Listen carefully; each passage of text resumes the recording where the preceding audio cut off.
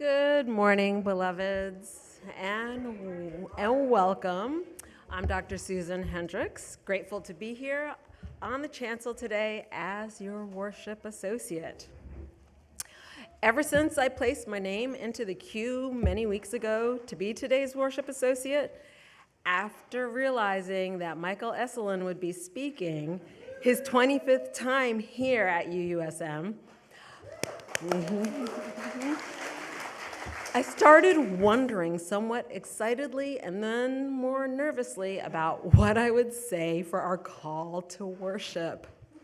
Because since first hearing him speak, like many of us, I have always been moved by the grace and sincerity with which he shares his powerful messages. So, over the weeks, I wondered, pondered, reflected, and contemplated, what should I say? Should I be funny? Serious? What could I say that could be even somewhat on par with what's to come?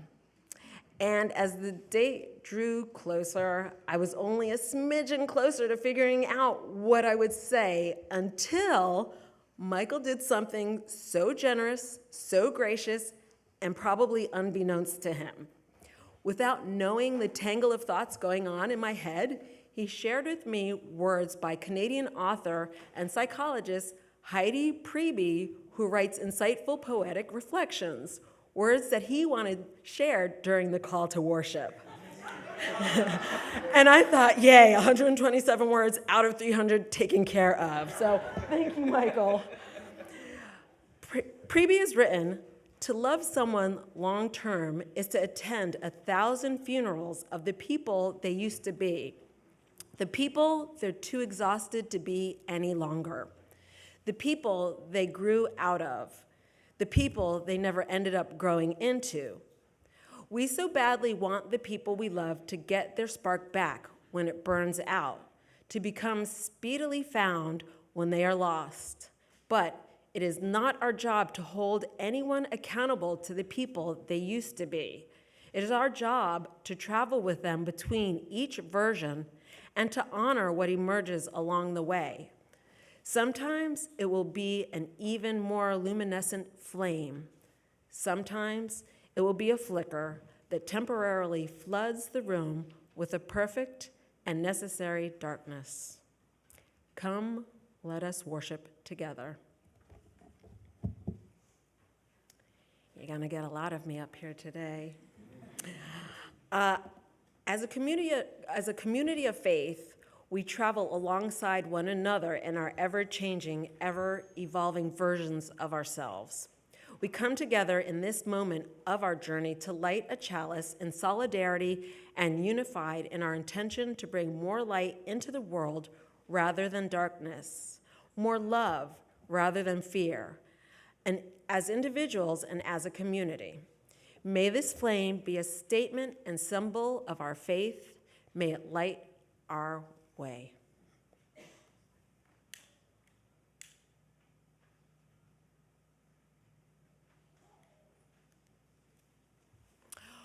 We are so glad to have all of you with us, whether it be your first time here or you have been coming here the entirety of your life. Wherever you are, in the sanctuary or in our online sanctuary from communities across this nation and beyond, thank you for being here on this beautiful day on Soul 3. The Unitarian Universalist Congregation of Santa Monica is an open and an affirming congregation, welcoming people from many diverse and beautiful backgrounds, identities, and abilities. We strive to build a community that is radically inclusive, anti-racist, whole, just, and sustainable. We celebrate many religious beliefs and learn from wisdom both ancient and contemporary, sacred and secular. You can look around here and see the symbols of many faith traditions we learn from and honor. We offer ministries and programs to serve the needs of our congregation and to be of service to the larger world, including Chalice circles, small group ministries, meditation meetings, book clubs, children and youth's religious education classes, and activities for people of all ages. We also join with other social and environmental justice activists to promote love, peace, and equity among people and care for our home earth. There's truly something for everyone here, and we invite you to consider becoming a member of our congregation to help us further the work we do in our world. Our land acknowledgement. As we gather in our sacred space here, we recognize our homes and the homes of most of our members and friends are located near the sacred waters and upon the unceded lands of Indigenous people. This is the traditional home of the Tangva Gabrieleño Keys, Ventureño, Herdandeño, Tataviam, and Chumash tribes, amongst others, and we honor their presence amongst us and the ongoing struggle for equity, justice, and sovereignty.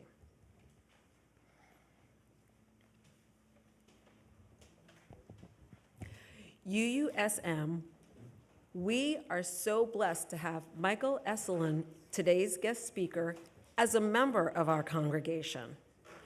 Michael serves as the chaplain for the Sims-Mann UCLA Center for Integrative Oncology. Two-time TEDx speaker, Michael speaks extensively to healthcare professionals, patient populations, and faith communities across the country. Long serving as adjunct faculty at the Wiesenthal Center Museum of Tolerance, he's also worked as an activist educator addressing anti-LGBTQ bias in the larger community for well over 30 years.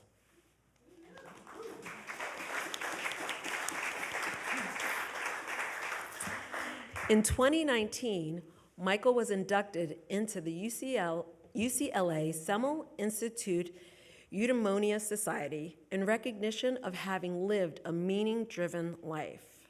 In other words, from their website, quote, he has an epic heart, a desire to live and grow and feel this life for all of its complexities, and he brings the people he meets along for the ride in a way that is notable and impressive, end quote.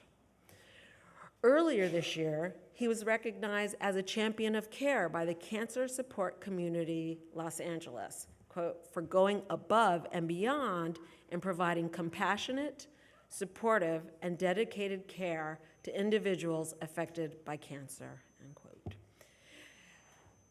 And for those of you who will want more of Michael, he has 4 volumes of CDs available through his website, michaelesselin.com. Welcome again, and thank you for who you are, Michael.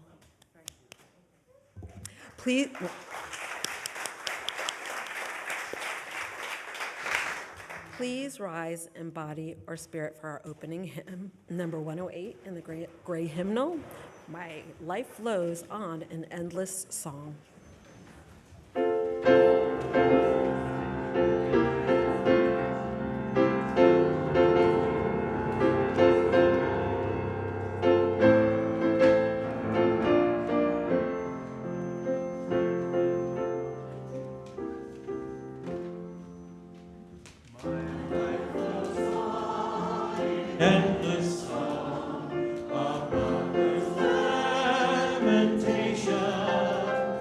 I hear the reed.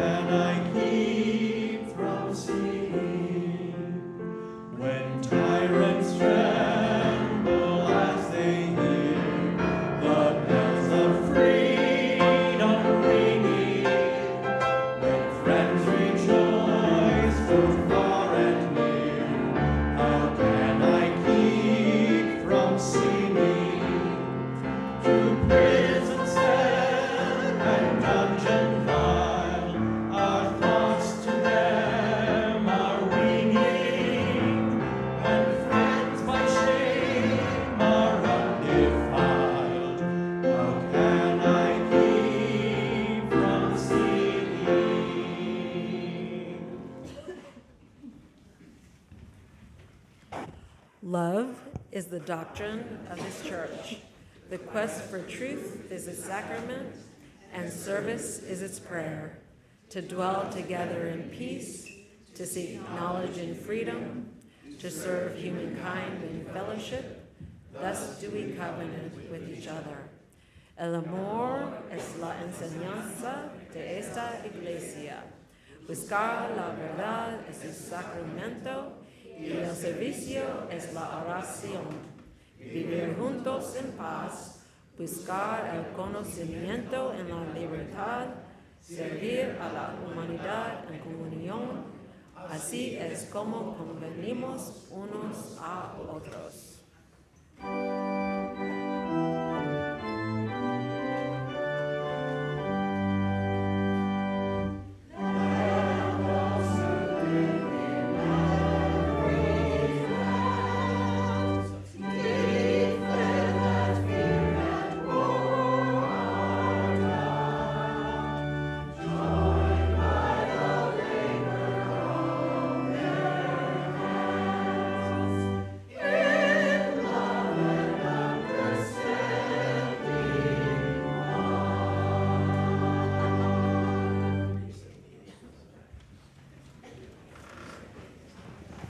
Good morning.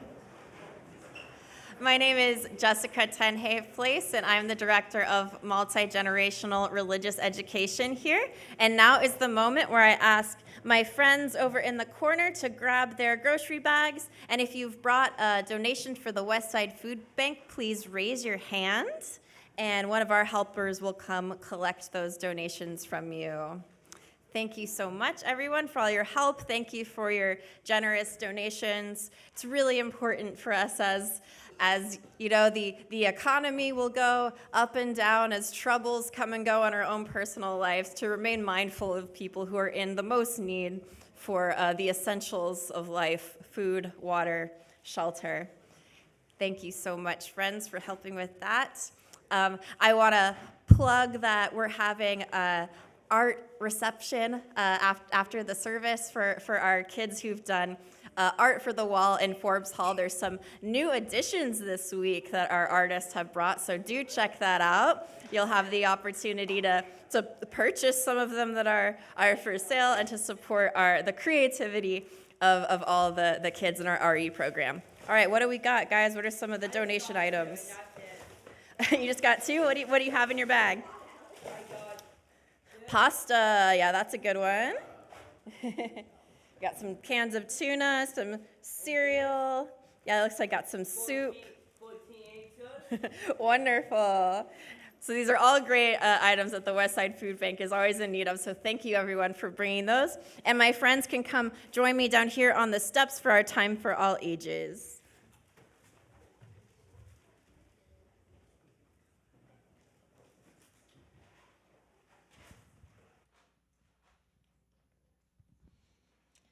How you doing today, everybody? How are you, Calvin? Good to see ya. So today, do you want to sit in here with us?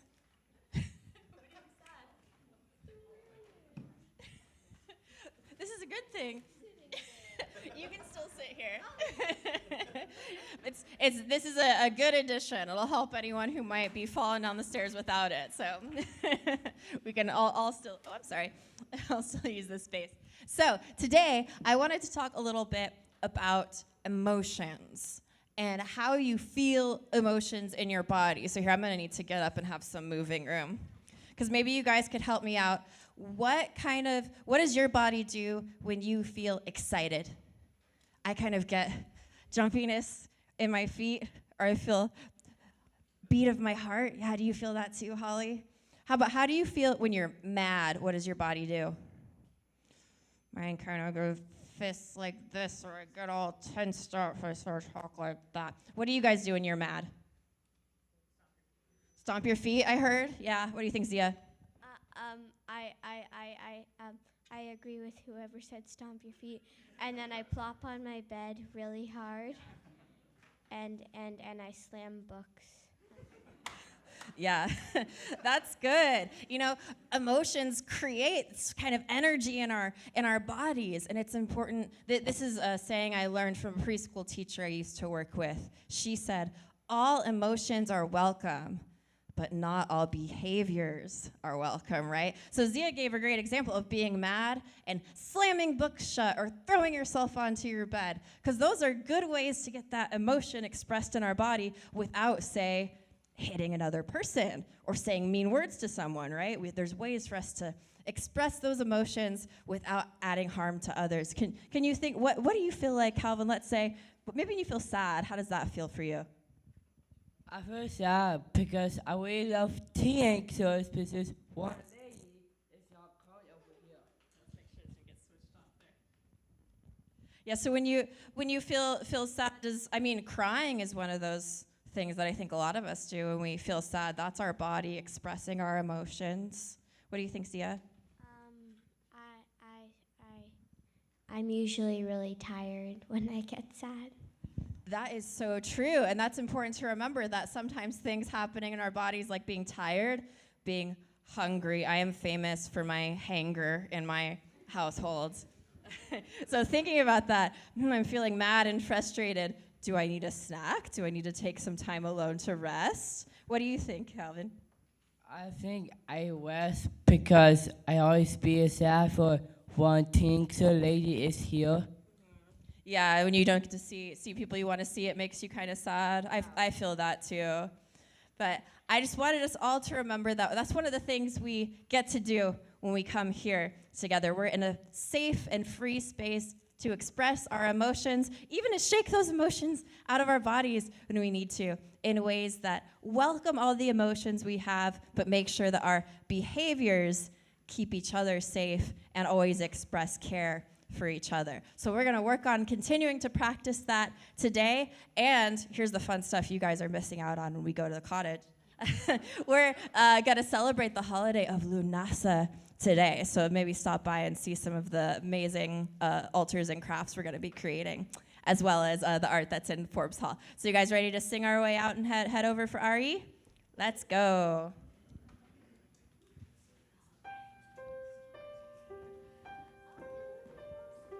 Go now in peace, go now in peace. May the spirit of love surround you as you go on your way. Go now in peace, go now in peace. May the spirit of love surround you as you go on your way. Here at UUSM, we love you and your music, but not necessarily your ringtone. So please make sure to silence your cell phones. Thank you. Our church is honored to welcome visitors. Please find out more about our faith at the in-person First Sunday Visitor Meetup after the first Sunday service each month. That means today, upstairs in Forbes Hall, room 3, that way. Please bring your questions and find out more about us. Join us today for a closing art reception for our featured artists, the kids and youth of our congregation. The exhibit features art created by our RE program, as well as individual contributions that artists worked on at home. The reception will be held after our worship service in Forbes Hall. If you're interested in plant-based cooking and tasting, join us today around 1:00 p.m. to 3 in Forbes Hall for a few delicious hours and take home some ideas on how to expand your repertoire in the kitchen. Game night is this Tuesday, August 5th at 5:30 p.m. All ages are invited to join us for fun and community building at game night. Bring your favorite board game, and if you can, bring a new friend. The communications team would like to remind you that their Q&A plus potluck and meeting is next Sunday, the 10th, after the service.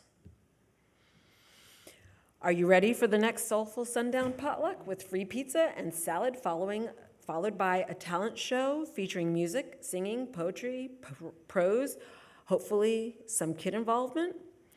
Mark your calendars for next Saturday, August 16th, 5:30 to 8:30 p.m. And if you have any questions, you can see Tom or Carl. And speaking of Carl, have you noticed how lovely the plants look behind the chancel? We want to lift up Carl Lisowski and say thank you for keeping the plants behind the chancel nice. Carl, you're here somewhere. Where are you? I thought I saw you, but maybe not. Maybe I didn't. Well, I hear he's here, so thank you. And then a search committee update. The Minister Search Committee is now working through the beginning steps of the UUA Minister Search process. We will share news with the congregation through announcements such as this one, on the website, and through e-newsletters. And if you're wondering who we are, as a reminder, we are Beth Rendero, Cassie Winters, Chayla Metzger, Shauna Shaked, and Shauna, did I say that correctly? Shaked, James Whitker, Norm Ritchie, and me.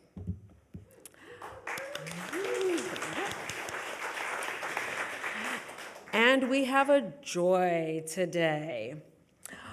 Laura Carlson Weiner and Larry Weiner celebrated their 30th anniversary on July 30th. I'm sorry, July 22nd. July 22nd, it says it right here. Laura's sister Stephanie and her nieces Alexis and Brooke came all the way from Iowa to be with us on this occasion. So welcome, family. And there will be cake and words spoken after the service in Forbes Hall. All right, it is now time, just about time to greet your neighbors. Before doing so, please remember to listen for Ryan's piano cue to return to worship, which we will then follow with our music for the morning. And Michael. Let's now take a few moments to say hello and greet those around you who are both familiar and new.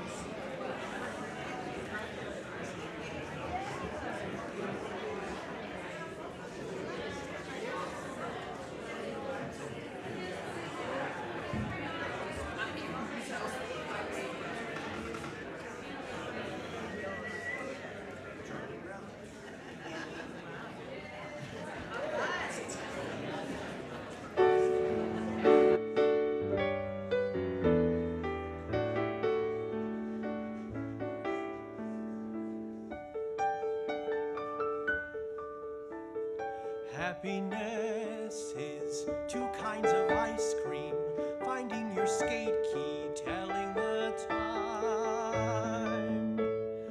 Happiness is learning to whistle, tying your shoe for the very first time. Happiness is playing the drum in your own school band. And happiness is walking hand in hand. Happiness is 5 different crayons, knowing a secret, climbing a tree. Happiness is finding a nickel, catching a firefly, setting him free. Happiness is being alone every now and then, and happiness is coming home again. Happiness is morning and evening, daytime and nighttime too, for happiness is anyone and anything at all that's loved by you.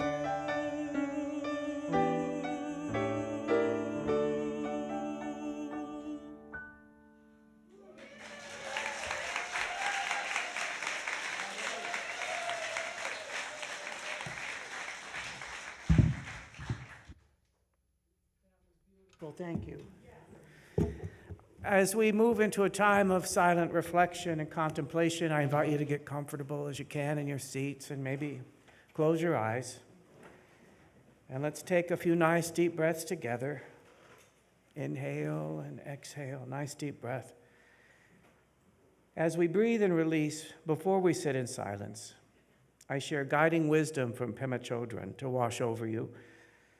The next time you lose your heart and can't bear to experience what you're feeling, you might recall this instruction. Change the way you see it and lean in. Instead of blaming our discomfort on outer circumstances or on our weakness, we can choose to stay present and awake to our experience, not rejecting it, not grasping it, not buying the stories we relentlessly tell ourselves. This is priceless advice that addresses the true cause of suffering, yours, mine, and that of all living beings.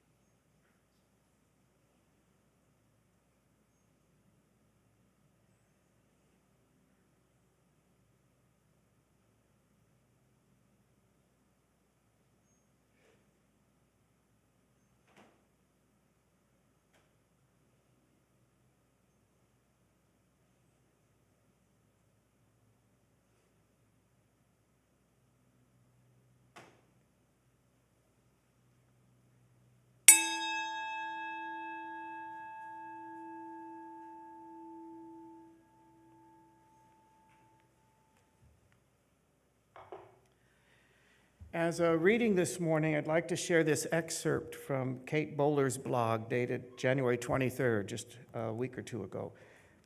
There is no cure for being human, but that doesn't stop us from trying. The multi-million-dollar self-help and wellness industry, carefully alphabetized by desperation, thrives on that promise that we can outmaneuver our limitations. That pain is a problem to be solved, preferably by morning. That with enough affirmations or Himalayan salt lamps, we can outrun the sting of finitude.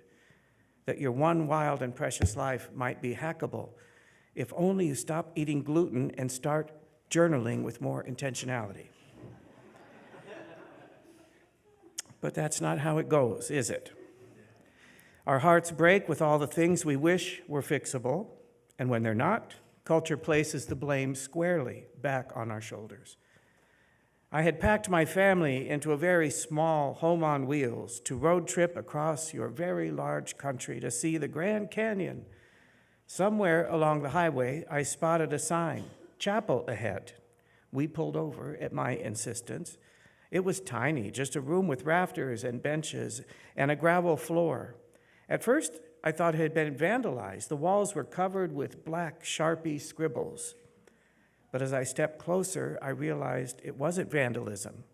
They were offerings, scribbled prayers, names, dates, desperate pleas, small gratitude, deep hope, words like, I miss you every day. Please let my daughter be the way she was before. Did you make it to heaven, my love? Helen, I am weak, but you already knew that. It stunned me, the weight of all that honesty. I know how easy it is, especially in difficult seasons, to believe you're the only one who hasn't solved the problem of suffering, that everyone else is managing just fine while you're over here staring into space. Imagine that a better person, a stronger, clever person, would have found the workaround already. But reading those sacred notes reminded me we are all carrying something, and none of us are as alone as we think we are. It takes courage to live through suffering, and it takes honesty to observe it, wrote Jacek Bosch, reflecting on the life of C.S. Lewis. Look at those notes. That's all I could see. Honesty, and courage. After a good moment alone with my thoughts, I decided it wouldn't be so terrible to add a little of my own graffiti to the rafters. Dum spiro spero. Latin, of course, for while I breathe, I hope. I was very unpopular in grade school, thank you for asking. We live, we breathe, we hope, we try again. Hope not as a formula or an assurance that things will get better, but the refusal to relinquish imagination. So how is everybody? Good? I'm so glad to hear it. I don't know about you, but I can get so annoyed by questions that are put to me in such a way. How was your weekend? Great? Did you just have the best vacation? Framing questions in such a way does not exactly invite an honest, much less a nuanced response. It kind of insists that only a positive answer is acceptable. Leading the witness, Your Honor. And all that is largely to make the person asking the question feel comfortable. Keep it light, keep it joyful, keep it happy, upbeat.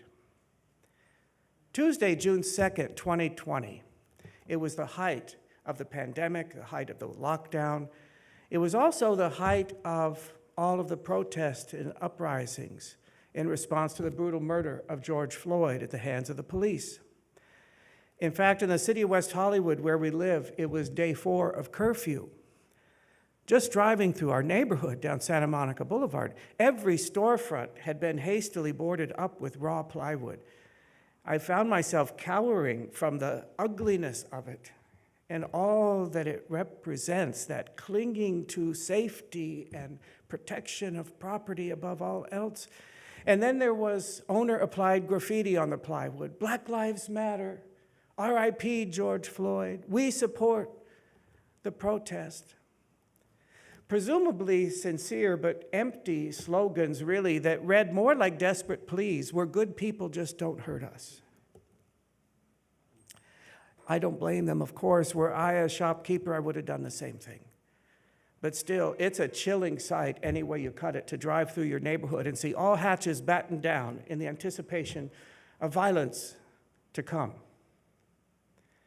There's a parallel, I think, between what that plywood and that graffiti represents and what cancer patients walk through every day, trudge through, really. In a way, that plywood is not only an illustration, an amplification of our commitment to personal safety and protection and property, but it's also a very strong statement of our unwillingness, I think, to be fully present for your anger and your rage and your despair. I get it that you're in pain, but please take it somewhere else. That very afternoon, I led my weekly spiritual reflection group online for cancer patients, and I was sharing my thoughts from the morning and drawing those comparisons. Everyone got it right away. Oh yeah, nobody really wants to know what it's like to be us. Nobody wants to hear about how neuropathy impacts your life, or nausea, or pain, or immobilizing fatigue, much less unrelenting fear and sorrow and despair. No, they want you to know that they care, but they also really need you to be a model of hope and optimism. Yeah, the treatment is rough, but I'm hanging in there. I'm staying positive. One woman in the group had made the monumental decision to cease treatment and take advantage of aid in dying medication. She actually came to the meeting that day to say goodbye to everyone. In the cruelest twist of irony, she said, "For the first time in 4 years, I feel liberated. I feel free, even joyful, and I'm really excited to finally find out what's on the other side. I hope I get to see my brother." But sadly, no one in her world could walk that journey with her, to be present for all of that, not her friends, not her family. Everyone in the group understood, oh yeah, they want you to wear the mask. They want you to wear the "I can do it" mask. Perhaps because the graffiti on the plywood is that impenetrable. None of this is news, of course. These are the rules and conventions of polite conversation. Keep it upbeat, light, hopeful.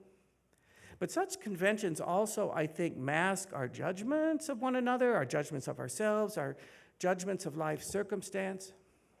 And more to the point, what do we really mean when we say life is good anyway? Does that just mean everybody's healthy and prosperous and things are going our way? I walk beside plenty of folks who are left behind, the grieving.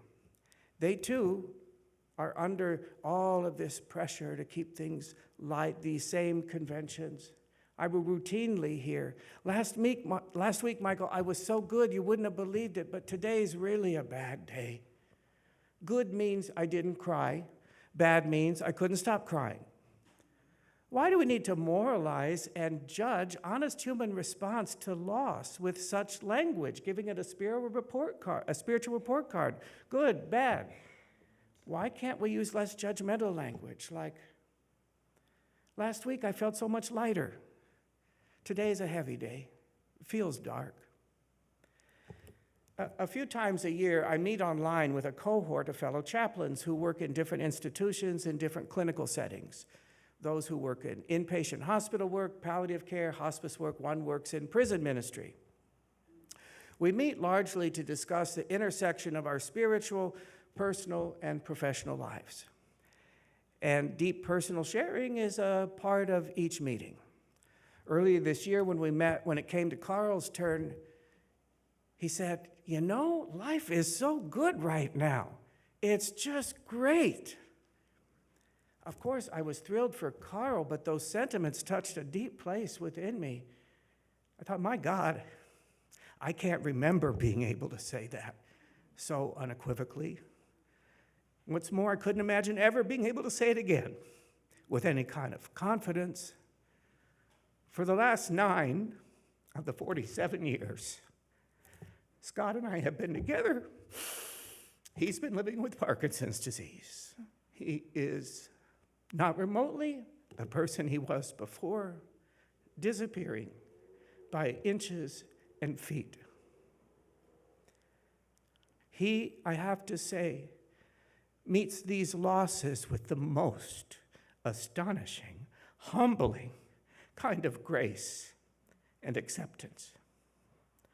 Me, on the other hand, I live with grief and sadness and fear and anxiety and anger and resentment and guilt, feeling trapped. And yet, when I think of Carl's sentiments, it rings another bell within me. It rings this clarion reminder that our assessment of our lives at any given moment is an utterly subjective endeavor and completely fluid. Even Hamlet knew that. Nothing is either good or bad, but thinking makes it so. And we all know what a well-adjusted chap he was. But still, the gold standard for the good life does seem to be health and prosperity, hope, things just going your way. I have a Facebook acquaintance who, judging by all of his carefully curated posts, seems to have lived a conventionally successful life. He's living out his later years, living the good life in his custom-built home on the beach in Costa Rica.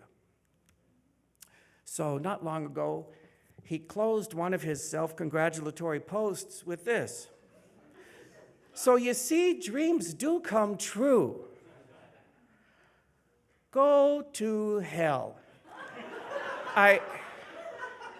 I actually said something a lot more colorful than that, but it didn't seem fitting to say out loud in church.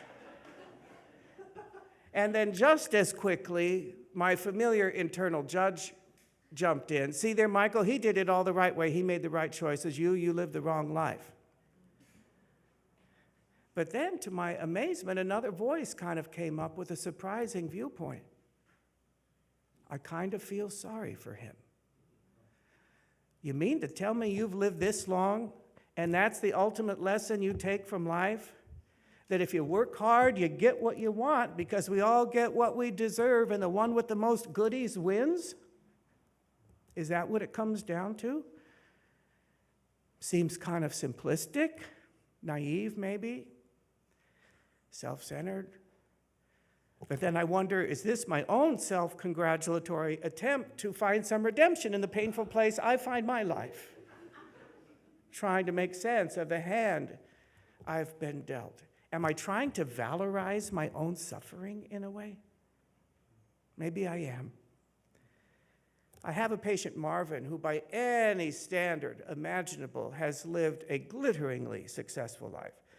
Fabulous financial wealth, astonishing professional success, long happy marriage, 4 highly accomplished kids, a raft of beautiful grandchildren. He's also living with a stage 4 melanoma diagnosis, but at this point, stable and doing just great. He called me in early January, desperate to have a session. You see, the home he had built decades ago with his wife, in which they'd raised their kids, which held generations of family memories and treasures, not to mention every pair of underwear, socks, and toothbrush, it all burned down in the fires, along with the whole neighborhood. I listened to his harrowing story as he talked about going there. "You've never seen anything like it, Michael. It's surreal. There's nothing there. It's surreal." He kept saying that. And it occurred to me, hey, wait a minute. What if this is reality and the way it was before was surreal? What if reality is anything can change on a dime? Nothing is permanent. We absolutely have no power or control over the big things. What if that's reality? And the surreal part was living even for decades with the delusion that I have dominion over my universe, that I can control outcomes, that I have that kind of power. It reminds me of going to the optometrist. Get your eyes checked, and they drop those little lenses. Which looks better, A or B? Can I see it again, please? The image on the wall remains identical. What changes is my perception, which lens I'm looking through. So what would it mean for me today, Sunday morning, if I could say, my life is great. It is so good. It couldn't be better. How can I say that? But don't get me wrong. I've had plenty of moments in my life when that was absolutely true. And I'm sure I will again. I've had more than my share, than anyone could ever ask. I know that. I do know how to count my blessings. But day in and day out, I do have to say I feel I'm being tested to my limit by loss, getting my heart broken daily, multiple times a day, if not by my patience, then the demise of Scott, facing the stressors and challenges of caregiving. So what if that's maybe a kind of blessing? Carving me open, breaking my heart, showing me a new interior landscape, revealing some internal grandeur. The Grand Canyon is only grand, because of what's been lost, not because of one thing that's been added. So it's not a house on the beach in Costa Rica, but it's something, isn't it? Which looks better, A or B? But still, I miss lightheartedness. I miss sharing big belly laughs with Scott. I miss unbridled joy. I miss looking forward to the future instead of living in constant dread of it. I miss that feeling of, oh, life is sweet. But that too, I'm sure, is a matter of perception, isn't it? Vulnerability, after all, can or is sweet. Why else do we fall in love with babies and kittens and puppies? They're so vulnerable. We have that in abundance in our house. But the thing about vulnerability, it also demands, almost moment to moment, that you constantly reassess what matters now, what's important now. January 8th, the worst day of the fires. I was working from home. Scott was glued to the TV all day. Long before he was diagnosed with Parkinson's, he's always tended to be an alarmist. I had to check on him multiple times a day. Honey, it's okay. It's way over there. It's not anywhere near us. We're okay. So I wrapped up work a little bit before 6. I was pooped. It was a hard day. I just needed to lie down for a minute. I lie down. Carlo, one of our cats, jumps on my belly. I turn on the TV, Channel 7 News. New fire breaks out in Runyon Canyon, moving south to Hollywood Boulevard very quickly. Uh-oh. That's less than a mile from our house. I sure didn't want to alarm Scott, so I quietly got up, went out on the front porch, looked up at the hills. Oh, my God. There was an eerie, scary kind of beauty to seeing those flames against the dark sky coming down the mountain. We weren't in the mandatory evacuation zone, but it seemed a good idea to go. I came back in the house. I said, honey, I think we need to go. We'll call Deborah and go stay with her in Long Beach for tonight. You just sit there. I'll get everything packed. So in 20, 25 minutes, a new reality. What matters now? Now, I'm someone who loves our house. It's been home for 37 years. I love our things. I love all our treasures from our travels. They bring me such joy. But in that moment, didn't matter. Time to let it go, perhaps. It's okay. It was really okay. I've got them all right here in my heart. So what matters now? The cats, wrangling them in such stress, not an easy ordeal. Got the scratches to prove it. Scott's meds, some clothes and toiletries to get us through the night, the computer, the passports, let's go. Went outside to load up the car. The whole neighborhood was out on the street, everybody checking in on each other. Are you going to go? Are you going to go? We'll watch your place. What are you going to take? Where are you going to go? There was an odd, beautiful kind of communion that happened with all of us in this same fearsome reality. God bless our neighbor Taylor next door. He's hosing off our front yard and the roof. Got in the car. I took Scott's hand, said, let's just say a blessing for our house before we go. Let's just thank it for all it's been to us, all of our stuff. And may we surround it with light. May it be safe. And we left. Happily, gratefully, we were among the lucky ones. We returned the next day. Everything was as it was. Except Scott. I think the whole ordeal kind of set him back a few feet, understandably, and he doesn't bounce back so easily. Vulnerability again. You can lose your house in a minute. There's nothing to hold on to. So late last summer, Scott had an appointment with his neurologist at UCLA. And if you miss one of those, you're screwed. It's going to be months to reschedule the appointment. Not that it matters, but it was the middle of a heat wave. It was well over 100 degrees, and everything gets served up with extra stress in that kind of heat. We were cutting it a little close for time. The traffic was bad. I said, honey, I'm going to drop you off at LeConte and Westwood. You walk up to the clinic, check in. I'm going to park the car. I'll meet you there. Okay. I park the car. I get there. No, Scott. He hasn't been there. Oh, no. Oh, no. Not again. It's not the first time and not the last time, I'm sure, that I will have lost him. He's not good on the phone, hard time answering it. I kept calling, no answer. Thank God there was enough juice on his phone for the Find My app to work. And it said he was in the 100 Medical Plaza building when his doctor's in the 300 Medical Plaza building. There's 6 floors in that 100 building. Doesn't tell you what floor he's on. Clock is ticking. I keep calling. Finally, he picks up. Where are you? I'm in the basement. Where are you? So I scooped him up and we made it in the nick of time, but oh God, this feeling, I knew we've crossed a threshold into new territory. We've lost something else. One more thing I can't assume he's able to do. And there's a word for the essential feeling I felt at that moment: defeat.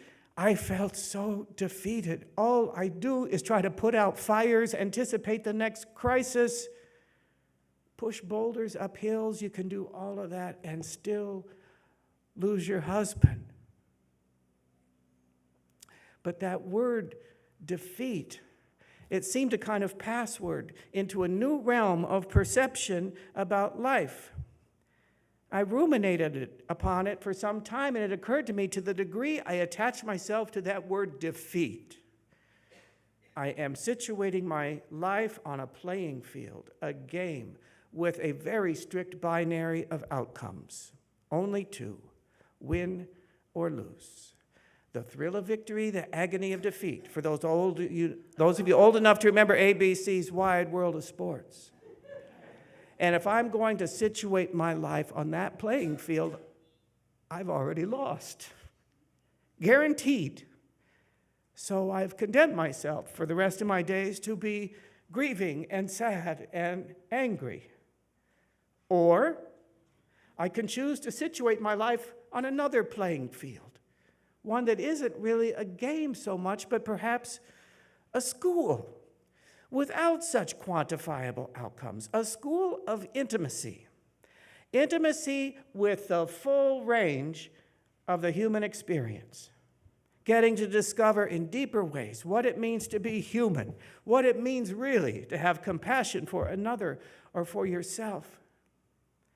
And in that school, Parkinson's disease is just another AP class. And losing your husband is just an extra credit assignment. And I don't always get an A, much to my chagrin, as much as I like to get an A. In May, I took a 2-week solo trip to India that was fraught with so much challenge and setback and disappointment. It started before I left. A couple days before I left, Pakistani terrorists had murdered dozens of Indian tourists in the very Kashmiri village I was scheduled to stay.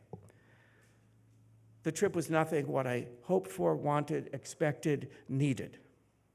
And yet, it did offer these enormous riches that I could never have anticipated or seen, just like life.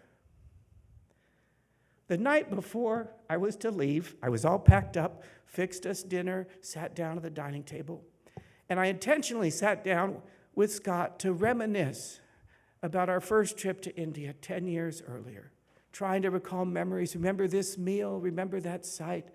Remember Varun, our guide in Agra. We fell in love with him, and he invited us to his home. Scott dug down in his memory bank and nodded, recalling a few things. I started to cry, just remembering who we were then, who he was then, who I was then, how the future looked from that point, and what it became, and how it looks in the future. It just made me so sad. And Scott, who has a hard time often completing a sentence he starts or entering a conversation, spoke with this laser-like clarity. Michael, it sounds like you've already started your trip. He was right. It had. The experience of it had started. He saw it. He sees me. He gets me. He loves me. He loves me enough to celebrate my going away. Wants me to have a great time, even though it means he will be left behind. The sweetness of that moment cannot be overstated. So how are things? When I dare to tell the truth from the depth of my heart, the pain of it, in the pursuit of that kind of intimacy with life, and someone is here to receive it, to come out from behind the plywood and be a witness to it, that connection, that communion is gold. It doesn't get better. That even when I am sharing pain, real pain, from the depth of my heart, when I experience that kind of connection, I can easily say, me, life is good. How about you? So be it.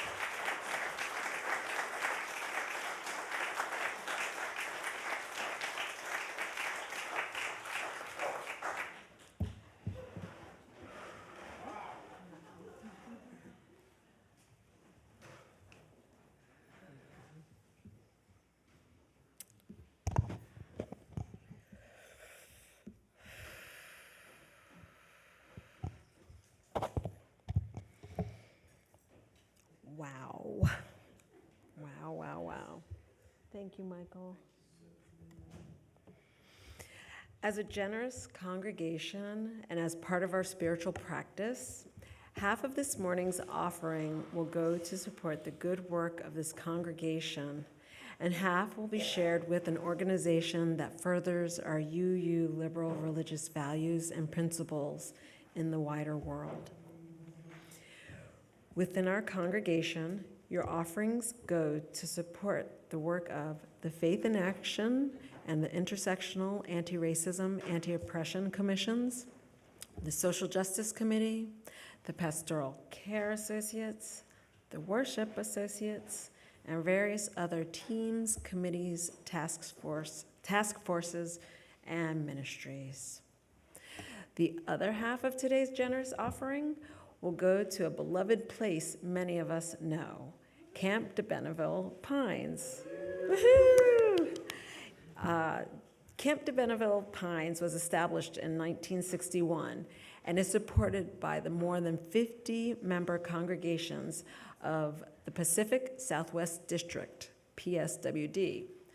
De Benneville's mission is to welcome UUs and kindred spirits to connect with nature, sparking creativity and building the capacity to influence positive change in the world. Its purpose is to build community, empower and inspire our youth, foster a passion for environmental protection, and provide leadership opportunities, all while harnessing the beauty of our natural surroundings.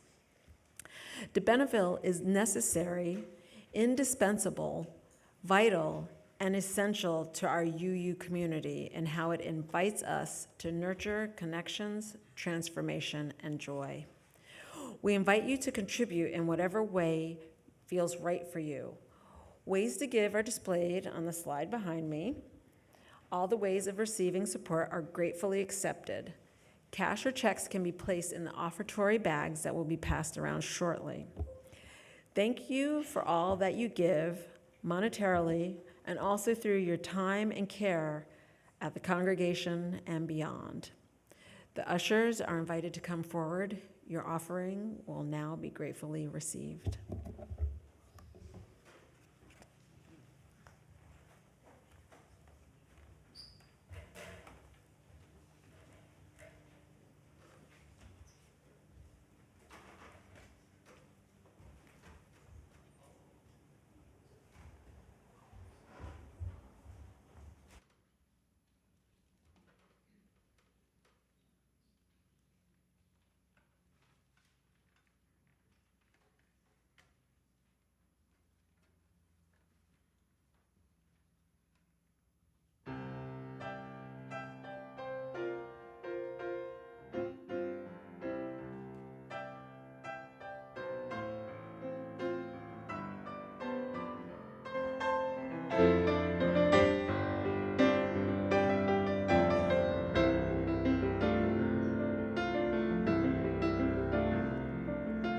Everything has its season, everything has its time.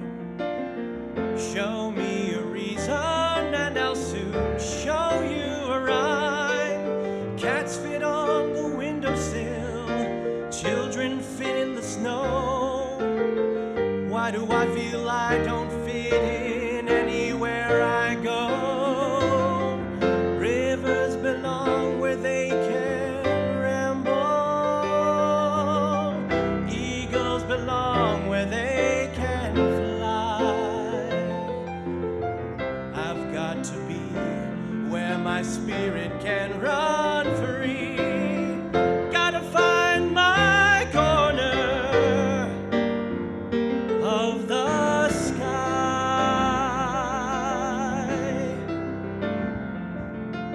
Every man has his daydreams, every man has his goal. People like the way dreams have of sticking to the soul. Thunderclouds have their lightning, nightingales have their song. And don't you see, I want my life to be something more than long. Rivers belong where they can ramble. Eagles belong where they can fly. I've got to be where my spirit can run free. Gotta find my corner of the sky.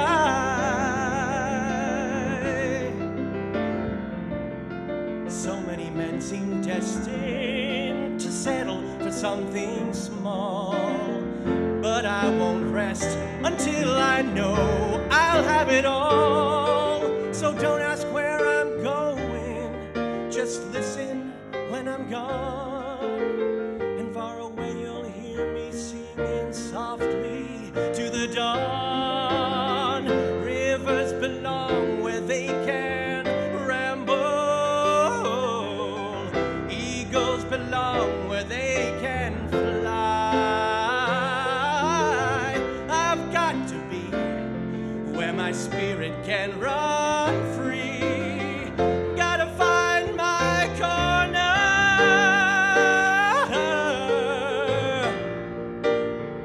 of the sky.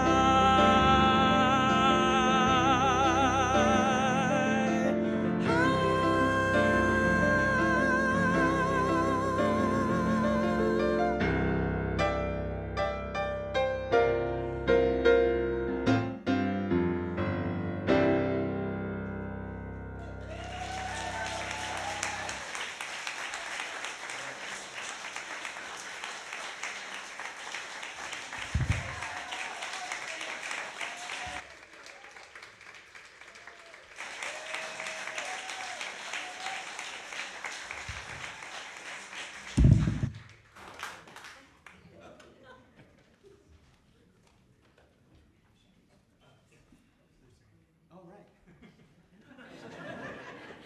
Don't come. It's been a couple months. All right.